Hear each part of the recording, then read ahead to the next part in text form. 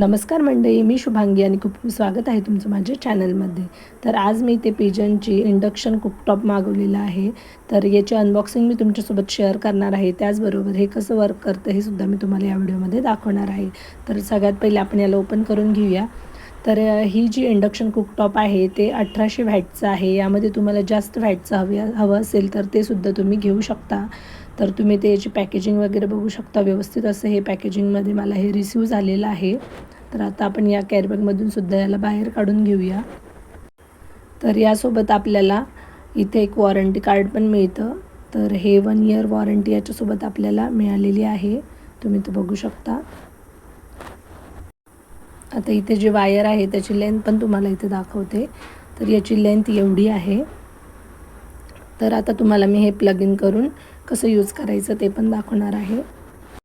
तर आता इथे मी प्लग इन करून घेतलं आहे. तर त्यानंतर इथे असं येतं. त्यानंतर आता इथे जे ऑनचं बटन आपल्याला दिसत आहे ते प्रेस करायचं आहे आणि त्यानंतर लगेचच जे आहे ते भांडं गरम होणार नाही आहे. त्यासाठी आपल्याला फंक्शन की दाबायची आहे.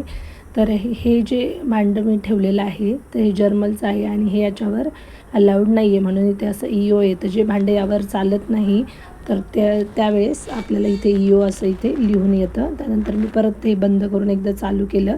आता इथे मी स्टीलचं पातेलं ठेवून बघितलं आहे. आता आपल्याला फंक्शन की एकदा दाबायची आहे. तर इथे तुम्हाला जे दिसत आहे वर टायमर, इंडक्शन वगैरे, तर हे फंक्शन की दाबल्यानंतर एक वेळेस आपण हे जेव्हा टच करू तेव्हा ते समोर जाणार आहे आणि प्रत्येक बटनावर एक वेगळं व्हॅट जे आहे टेम्परेचर आहे ते सेट झालेलं आहे. ते आपण कमी जास्तसुद्धा करू शकतो.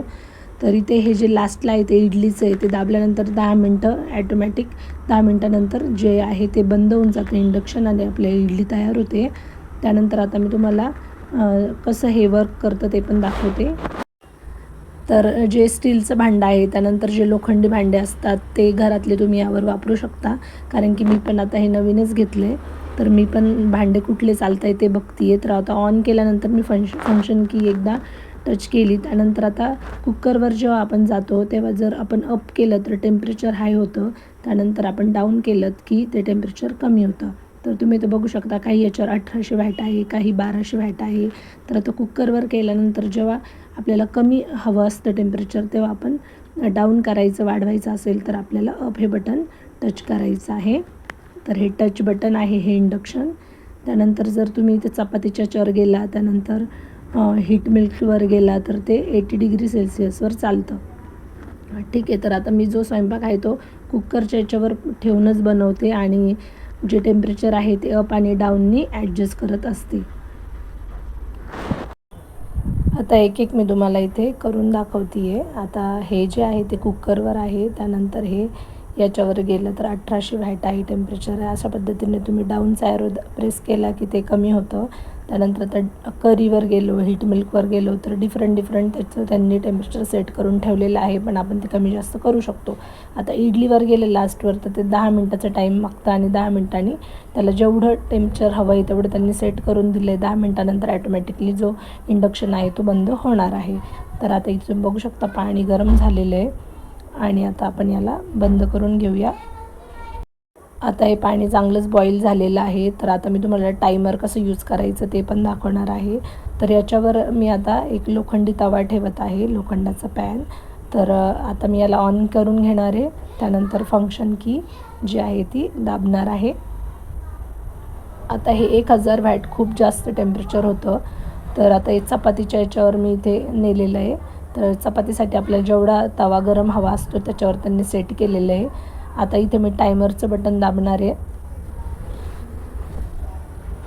टायमरचं बटन दाबल्यानंतर आता 1 मिनटं मी आता व्हॅट कमी करून घेते. त्यानंतर तर टायमरचं बटन दाबते. त्याच्यानंतर हे अपचं जे ॲरो आहे ते टच बटन दाबायचे. आता इथे 1 मिनिट हा टाईम लागलेला आहे. आता 1 मिनटानंतर ॲटोमॅटिकली जो इंडक्शन आहे तो बंद होणार आहे आणि अधूनमधून जे 200 वॅट टेम्परेचर चालू आहे ते पण ते इथं तुम्हाला शो करतं की किती टेम्परेचर आहे. ते तुम्ही वाढवू पण शकता किंवा कमी पण करू शकता. जेव्हा आपल्याला भाजी वगैरे गरम करायला ठेवायची असेल तेव्हा तुम्ही या टायमरचा यूज करू शकता. ठीक आहे. तर हे इंडक्शन यूज करणं अगदी सोपं आहे. जर तुम्ही पहिल्या वेळेस यूज करत असाल तरीसुद्धा तुम्ही हे वापरू शकता. तर 1 मिनटानंतर ते ॲटोमॅटिकली बंद झालं होतं. त्यानंतर अशा लाईन्स येतात त्याच्यावर. त्याच्यानंतर आता मी हे बंद करून घेतलेलं आहे. तर व्हिडिओ आवडला असेल तर नक्की लाईक करा.